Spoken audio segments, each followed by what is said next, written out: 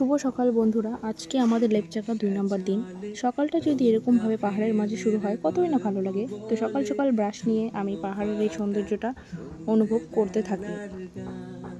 তারপর এখানে সবাই মিলে দেখছি আগের দিন রাতের কী কী খাবার বেঁচেছিল, কারণ খাবার ফেলাটা আমরা কেউই পছন্দ করি না।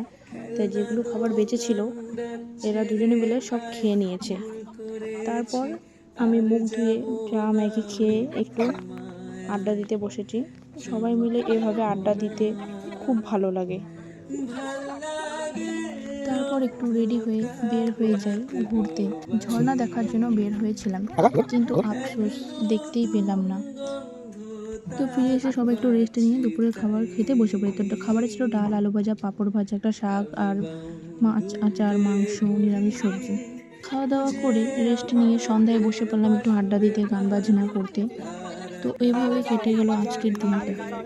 তো এতটুকুই বলার ছিল। এরপরে আসবো আবার নতুন কিছু, নতুন অন্যরকম ব্লগ নিয়ে। তো ততক্ষণের জন্য টাটা, গুড নাইট।